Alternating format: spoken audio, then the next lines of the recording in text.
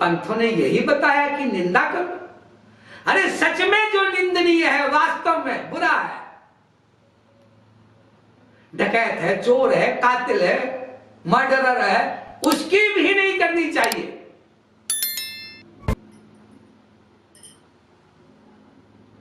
निंदा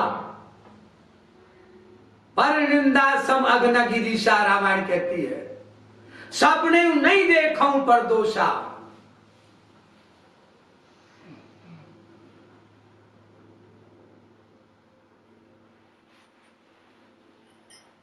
डकैत मिला, कातिल मिला एक महापुरुष से, वाल्मीकि नाम था उसका, उस महापुरुष ने उसमें दोष नहीं देखा। अपने गुण देखने वाली शक्ति से उसको बदल दिया। अरे ये तो संस्कारी है, इसने किसी पिछले जन्म में, अरे उस जन्म में भक्ति की थी मेरी इष्टदेव की, अरे इसका कल्याण करो, अरे इसे समझाओ, और बदल दिया।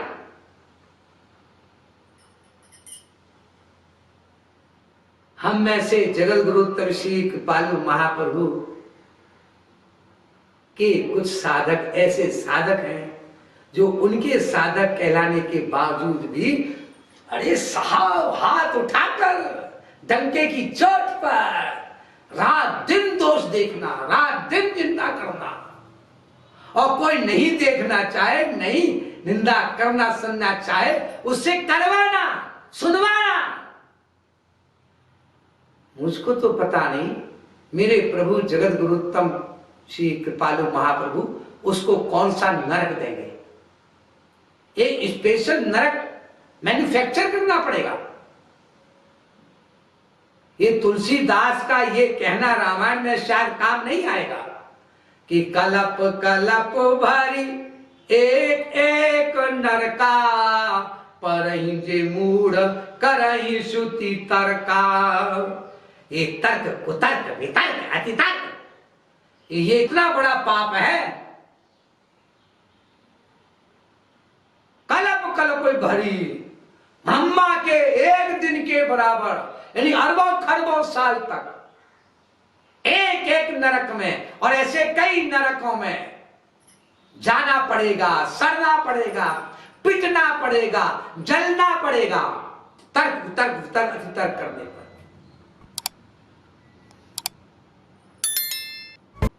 और कोई महापुरुष हमें रोकता है तो उसी को गालियां देते हो।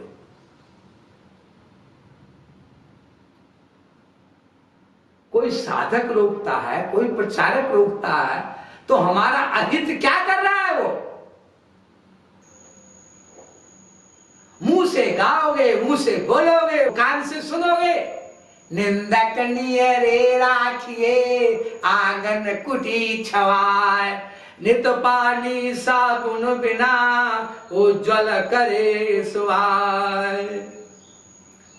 निंदा करने वाले को, बताने वाले को अपने पास में रख लेना चाहिए।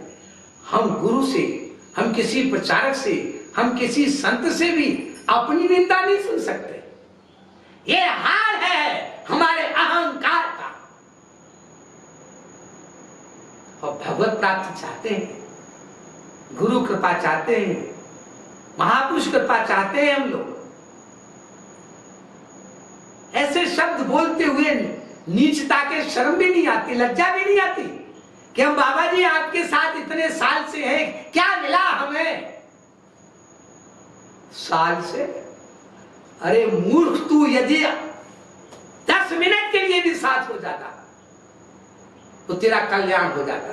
तू है कहां साथ? बिगड़ी जन्म अनेक की, सुधरत पल लगे न आध, विनय पत्रिका कहती है। आधा पल भी नहीं लगता सुधार होने में। पाई कृपा निधि प्रेम सौ कहे, कौन कियो राम सार। लेकिन हम उनके साथ रहते कहां हैं? हम तो अपने अहंकार के साथ रहते हैं। हम जो सोचते हैं वो बिल्कुल सही, हम जो बोलते हैं वो बिल्कुल सही, हम जो करते हैं वो बिल्कुल सही। ये करते हैं हम लोग, कूट कूट कर, रोम रोम में, बाल बाल में अहंकार भरा पड़ा है। और फिर मुझसे भी बोलते हैं, पंडित जी बनकर, वेद शास्त्र के लेक्चरर बनकर, जब मैं था तब हरि नहीं, जब हरि है मैं नाई, प्रेम गली अतिशा करे, जा मैं द्वै न समाई। वारे पंडित महोदय, बोलते भी हो और मानना नहीं है खुद अपने आप को। इसलिए प्रेम करो भगवान से, मतलब मन लगाओ भगवान में। ये जो प्रवचन दिए जाते हैं महापुरुषों के द्वारा, जगत गुरुत्तम श्री कृपालु महाप्रभु के द्वारा, तत्व ज्ञान के, किसी भी महापुरुष के द्वारा, उसको बार बार सुना करो। ये मन मानेगा नहीं एक बार सुनने से, ये नहीं मानने वाला। ये नरक में अनादिकाल से पहुंचाता आया है, आगे भी पहुंचाने में प्रतिज्ञा किए हुए खुद हम लोगों का हमारा मन, ये मानने वाला नहीं है। इसलिए मनसी विचार है बारंबार। आदि जगदीश शंकराचार्य ने लिखा भज गोविंदम में, बार बार सोचो, बार बार तत्व ज्ञान सुनो, फेंक दो कीर्तन कीर्तन को, भजन को। कीर्तन भी कर रहे हो हरे राम, उल्टा भी सोचे जा रहे हो महापुरुषों के लिए, भगवान के लिए, गुरु के लिए, हरि के लिए, साधुकों के लिए। जगत गुरुत्तम श्री कृपालु महाप्रभु ने प्रेम सिद्धांत ग्रंथ में सबसे अंतिम चैप्टर कुसंग में लिखा है, पढ़ लेना, साधकों के प्रति भी सम्मान भाव रखो। सिद्ध महापुरुषों के लिए नहीं, साधक, बार बार अपमान बुद्धि उनके लिए भी। और जगत गुरुत्तम श्री कृपालु महाप्रभु के इस लिखने को, इस कहने का बार बार अपमान करना। इसलिए अगर हमारा मन एक सेकंड के लिए भी गया कहीं और हरि गुरु को छोड़कर, तो मान लेना अंदर से कि हम लोग प्रेम नहीं करते हैं भगवान से, गुरु से। धोखा है। अब भगवान गुरु से प्रेम किया, ठीक, अब भगवान गुरु से प्रेम हो गया, हरि गुरु से प्रेम हो गया, जगत गुरुत्तम श्री कृपालु महाप्रभु से प्रेम हो गया, क्योंकि मन लगाया उनमें। हाँ, अब आप प्रेम कर रहे हैं, हम लोग प्रेम कर रहे हैं, लेकिन वहां भी एक बात सुन लो, वो क्या,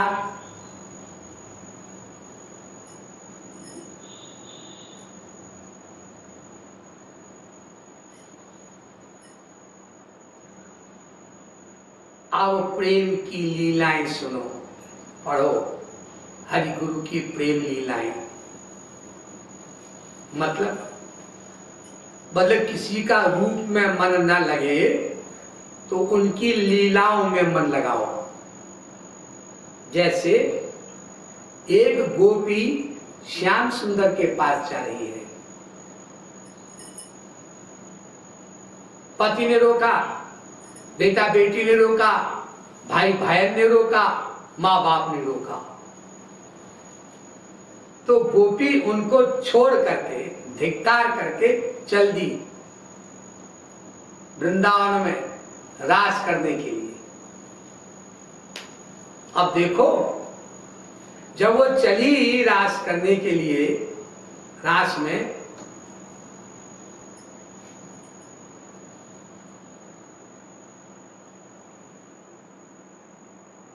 आपने सुना था ना भागवत में, भगवान श्री कृष्ण ने बंशी बजाई थी, निशम्य गीतम तदनंग वर्धनम व्रज स्त्रिय कृष्ण गृहीत मानसा आजन्मुरन्यो न्यमलक्षितोद्यमा सयत्र कांतो जवलोल कुंडला।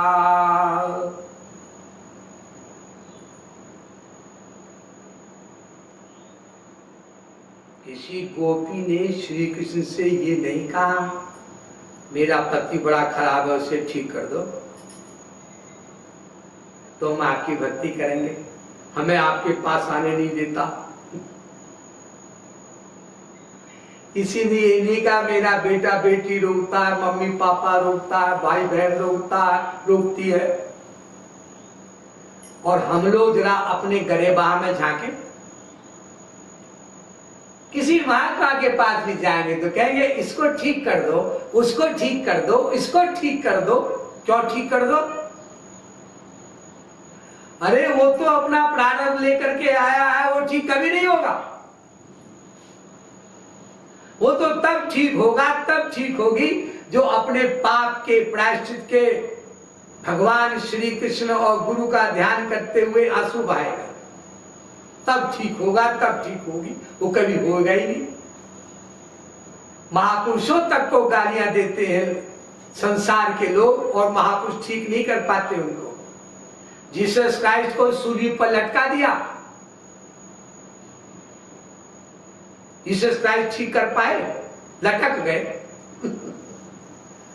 सुकरात को जेल में ठूंस दिया, सुकरात ठीक कर पाए? जेल में बने रहे और मर गए, जहर खाकर, खिलाकर, कुछ भी बोलो। तुम पहले अपने आप को ठीक करो, हम पहले अपने आप को ठीक करें। और जब हम अपने आप को ठीक कर लेते हैं तो एक आश्चर्य की बात सुनिए, संसार भी अपने आप उसके सानिध्य से, कांटेक्ट से अपने आप ठीक होने लगता है। हम अपने आप को ठीक नहीं करना चाहते, दूसरों को ठीक करना चाहते हैं। तुम ठीक क्यों नहीं हुए? तुम ठीक क्यों नहीं हुई? मेरे लिए, उसके लिए, इसके लिए रात दिन यही बोलो, करो, सोचो। मानव देह बीता जा रहा है, इसी उधेड़ बुन में हम लोग मर जाएंगे और फिर भगवान अपना काम कर लेंगे। ये भगवान ना अंदर बैठे हैं। अंदर बैठने वाले भगवान दो प्रकार के हैं, ये सुनना। क्या मतलब? एक तो अंदर बैठते नहीं, लेट जाते हैं, सो जाते हैं, मतलब कुछ काम धाम नहीं करते और बैठे हैं अंदर। आप कहेंगे तो बड़ा खतरा है जी। हाँ, जो सोते हैं ना, भगवान और काम धाम नहीं करते, अंदर बैठे रहते हैं, उनसे कोई खतरा नहीं है। सोचो सोचो मैं क्या बोल रहा हूं। और जो अंदर बैठकर काम धाम करते हैं, एक्टिव रहते हैं, उनसे खतरा है। क्या खतरा है जी? और वो भी भगवान से खतरा है। जो काम धाम करते, अंदर बैठे हुए, एक्टिव रहते हैं, एक्टिव मोड में, उनको कहते हैं परमात्मा। वो हमारे कर्म नोट करते रहते हैं। सुनना ध्यान से, इंपॉर्टेंट बात। और कर्म भी नोट नहीं करते, हमारा सोचना नोट करते हैं।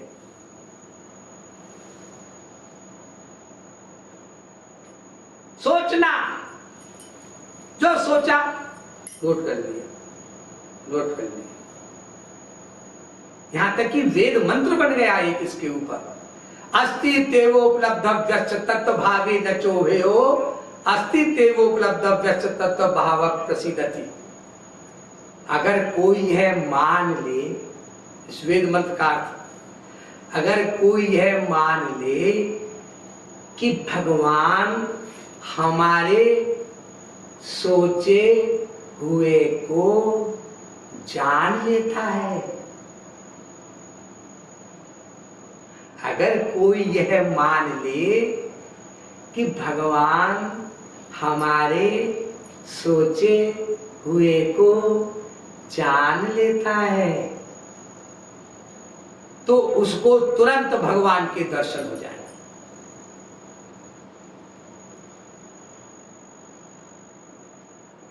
ये अर्थ है इस वेद मंत्र का।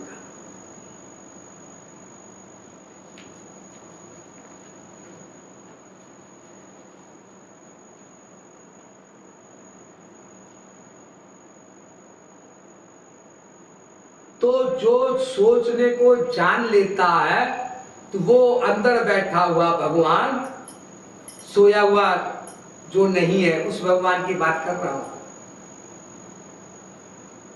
तो फिर उसका फल देता है। और जब फल मिलता है तो हम ऐतराज करते हैं, हम वैष्णो देवी गए थे, अमरनाथ गए थे, केदारनाथ गए थे, वहां पर बाढ़ आ गई, वहां पर गिर गए, वहां पर दब गए, वहां पर मर गए, वहां पर बस का एक्सीडेंट हो गया। हाँ जी, तुम गए तो जरूर थे बाबा जी के पास, बाबा अमरनाथ जी के पास या किसी संत के पास या इन तीर्थ में, लेकिन सोचना तुम्हारा क्या था? महात्मा जी कहेंगे, महापुरुष कहेंगे या कोई प्रचारक कहेगा तो बुरा मानेंगे। अपने आप से पूछ लो, अपने आप क्या सोच रहे थे? अरे वो सोचने का फल देता है, उसमें शरीर इंद्रियां प्लस हो चाहे ना हो, और संसार शरीर इंद्रियों का फल देता है। हाजी साहब हर साल देखो ना शंकर जी का कांवड़ लेकर जाते हैं हरिद्वार, तो अंदर से भी भगवान शंकर में जिसमें जिसकी भक्ति होगी, मन की, अंदर मन का लगाव होगा, शंकर जी तो उतना फल देंगे। बस भोलेनाथ समझ करके उनको भोला भाला मत समझ लेना कि वो भगवान के नियम के खिलाफ चले जाएंगे। तो एक तो ये भगवान हुआ जो अंदर बैठा हुआ एक्टिव रहता है, और उसी जगह उसी हमारे हृदय में दूसरा भगवान भी रहता है। वो सोया रहता है, उसमें खतरा नहीं है। वो सोया रहता, कहां सोया रहता है? अपने भक्तों के प्यार की गोद में। मतलब जो भक्त उनसे प्रेम करते हैं, प्यार करते हैं, तो वो ही भगवान जो कर्म नोट कर रहा था साधक के, किसी भक्त के पिछले अनंत जन्मों में भी जो नोट किए हुए कर्म थे, जिसका फल मिलना था और अभी भी मिलना है, प्रारंभ के रूप में मिला और संचित कर्म के रूप में अनंत कर्म अभी भी एक्यूमुलेटेड है, उनका फल मिलना था, उस सब की फाइल को फाड़ देता है वो और सो जाता है भक्त की गोद में। जो भक्त प्यार करता है ना, इतना प्यार करता है कि सन्मुख होए जीव मोए जब ही, अंदर से भीतर से मुझको मान लो, मेरे नियम को मान लो, मेरे अनुशासन को मान लो, और मैं तुम्हें माला माल कर दूंगा, कर्म का फल भी नहीं दूंगा। जो ये चौपाई है ना रामायण की कि कर्म प्रधान विश्व करि राखा, जो जस करे सो तस फल चाखा। इस चौपाई को बदल दूंगा मैं, और क्या कर दूंगा? कोई है सोई जो राम रुचि राखा, को करी तरक बढ़ावई शाखा। अब राम की इच्छा से होगा। जो भक्त मेरे सरेंडर कर देते हैं, मेरे प्रति सरेंडर कर देते हैं, तो हम त्वाम सर्व पापेभ्यो मोक्षयिष्यामि मा शुचः, ये अंदर वाला भगवान होता है जो हमारी हेल्प करता है। तो भगवान क्या कहते हैं? गोपी प्रेम। नारद जी के रूप में अवतार लेकर भगवान कहते हैं नारद भक्ति सूत्र में, यथा ब्रज गोपिका नाम, जैसे ब्रज गोपियां मुझसे प्यार करती थी, हे जीवो तुम ऐसे प्यार करो मुझसे। देखो आश्चर्य की बात, भगवान शंकर को श्रीमद् भागवत पुराण में टॉप का भक्त माना गया है, टॉप का प्रेमी माना गया है श्री कृष्ण का।